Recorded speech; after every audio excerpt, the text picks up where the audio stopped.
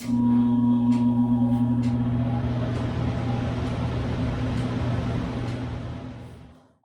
I think we've all seen this meme or post lately, and it says like, check on your black friend, or your black friends aren't all right now. Basically, just kind of saying that like we're really exhausted. Those are really important posts, and those are really good to put out there. But the thing is like your black friends are always exhausted. It's exhausting surviving and trying to thrive in our little oppressive white supremacy system that we're all working in. We're all working in this system. You're either participating in it or you're fighting against it. Just want to put that out there. But we're all working in this white supremacy system that we're all in. And black people, brown people, we're always exhausted. But people are posting those right now because like we're more exhausted. We're more exhausted than usual because we're going through the pandemic with everybody. We're doing more normal life with everybody else. But then we're also having extra black experience happening. And black experience can be great and fun, but it can also really be oppressive. And that's what we're experiencing right now. We are seeing a lot of black death, like a lot of unnecessary, innocent, unjustified black death. Having your personal self identify with a group of people, like black and brown people, like black people, we identify with each other. I can't explain how it is being younger and when you're just like a kid, you're a kid. When I was a kid, I already knew about racism, like in kindergarten. I knew that kids called me the N-word. I didn't know why really, but like I knew that it was a thing. But when you get like third, fourth grade, I think, and you start learning about slavery, and then you're just kind of like, wow, that happened in the country I live in. Oh, that happened to my family. Oh, that would be me if we didn't stop. So I could be a slave? Oh, really?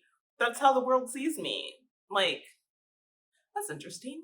Like that's your thought process as a black child learning about your history is that all of a sudden you get confronted with the fact that you are seen as less than by a large population of not just your country but the world.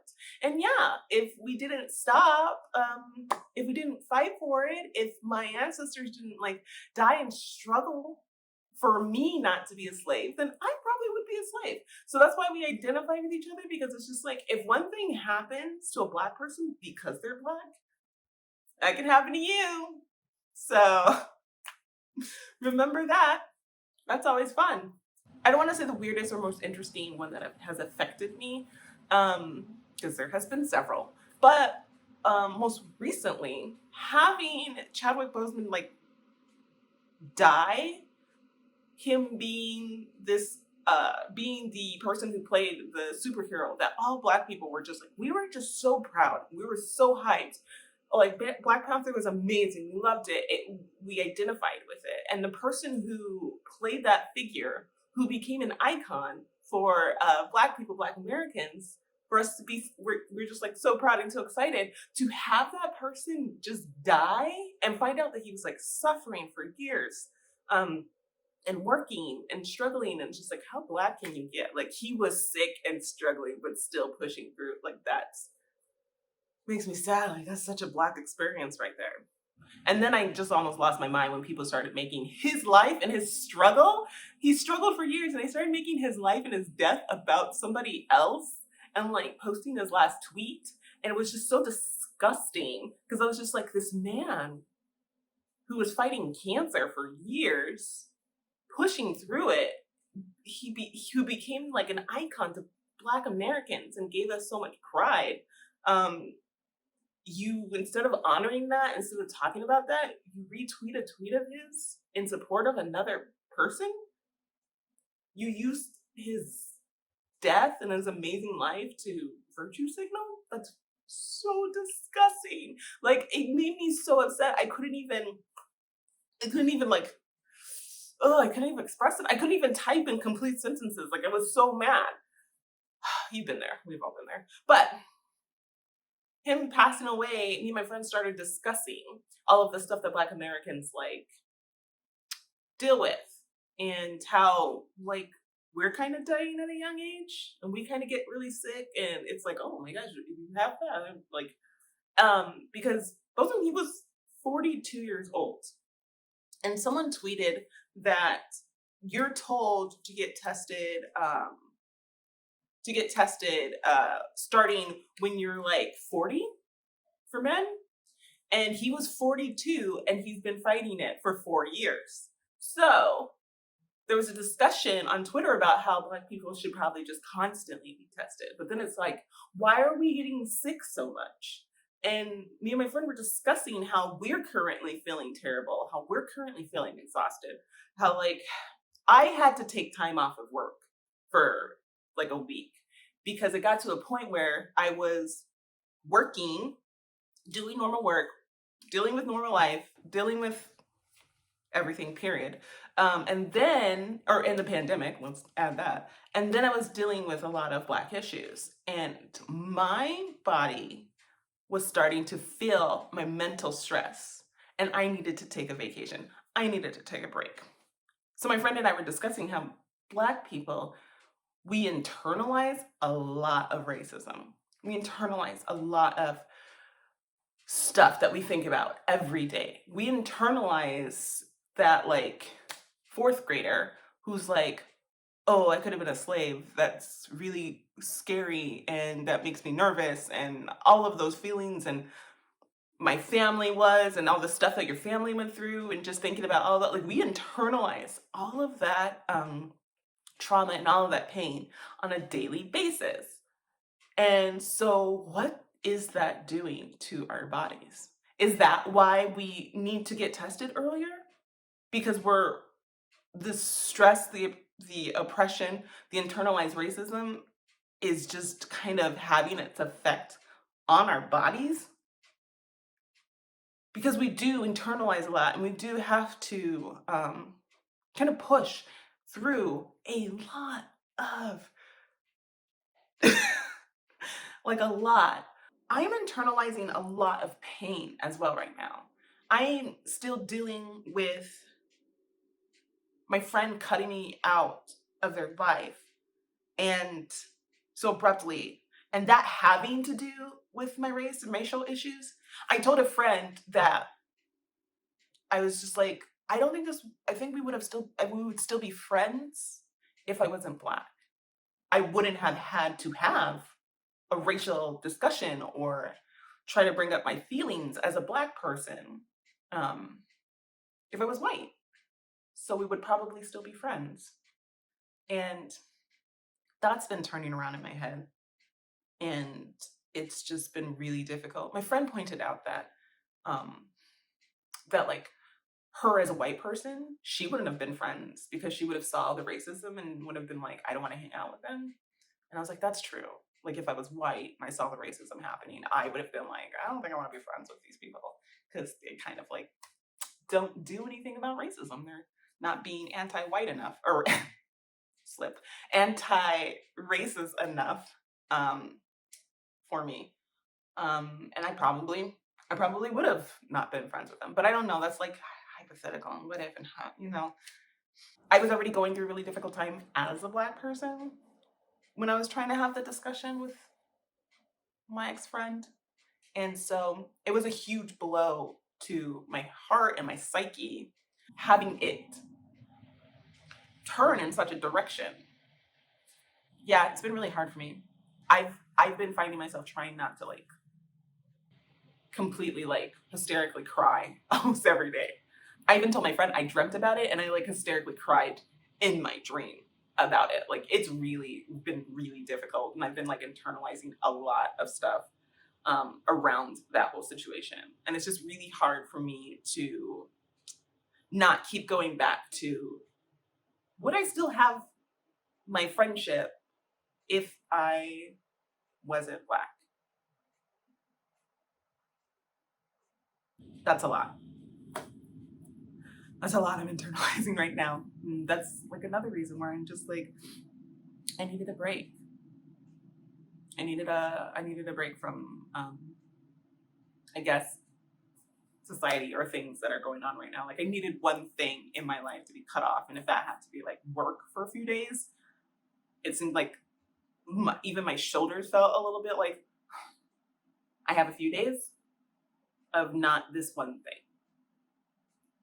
And I guess that helps a bit, but I'm gonna have to go back to it. And then what do I cut off? And so it's really concerning to think about, like, what's happening to my body, you know? Just the weirdest things that we have to think about that white people have the privilege of not thinking about. That privilege of not internalizing and thinking about. A good example is I saw a post that I shared with my friends because I was curious. And it was somebody asking their non-white friends, do you know what a sundown town is? And I thought, oh, that's very interesting. I wonder if my friends know what it is. A good amount of my friends did, which was great.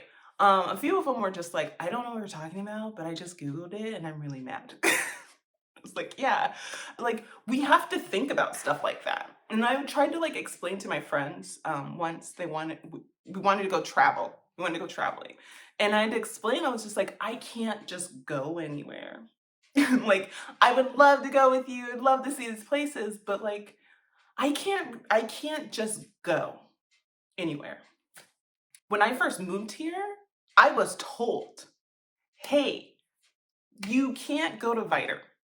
Like, don't go to Viter. That was like one of the first things I was told about Texas, like when I was traveling. Don't go to Viter, FYI. And I have to think about those things. So I wanted to know if other people knew that I had to think about those things, about where I might get murdered for not doing anything really, just breathing, just the crime of existing. I remember when I went to Ireland and I was really excited because, of course, I always wanted to go since I was like a kid for some reason.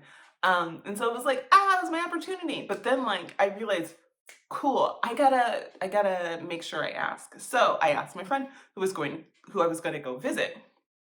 And I was like, hey, is there anywhere that I can't go? And she was like, no, like what? And I was just like, I just want to make sure if there isn't anywhere like I can't go. And she like tried to explain to me like, no, everyone will probably just think that you're West African and just like speak English to you really loud because they think that you can't speak English, but you're fine. But I was just like, no, like I know it seems weird, but that was an honest question that I needed to ask. And so it's things like that where it's just I know that a lot of people don't like talking about um, white privilege and they really don't know what it is. And I try to find the smallest examples to express to them what white privilege is. Like, can you go to like a store or like a convenience store or even a gas station and like be like, oh no, I'm out of shampoo. And then like be like, I can go buy shampoo. And then like you go to Target and like you have like 3 shelves of like shampoo, all of the shampoo ever. And then you have a choice, right? But like just recently, like within like the last like 5 years, like Target started selling shampoo and stuff for my hair. Just recently. They actually just last year moved the textured hair products out of the section with the rest of the shampoo stuff and like gave us a little section like behind all the shampoo next to like the brushes and the hair ties. Like, do you see, like that's a weird white privilege thing. Do you see that? Do you see that? It's kind of weird, right? But like that's the thing. It's like I can't just go places and be like, I'm gonna get some shampoo. That's not a thing. So that's like my weird example of white privilege.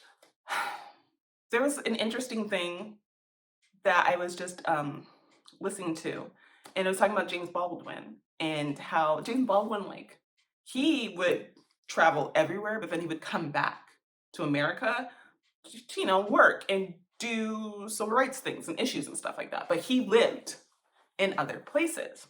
And people were talking about how him living in other places, he was able to sort of experience of life of not living in our system that really helped him to be able to actually like think and grow and be creative as an artist because he was away from all of our structural racism.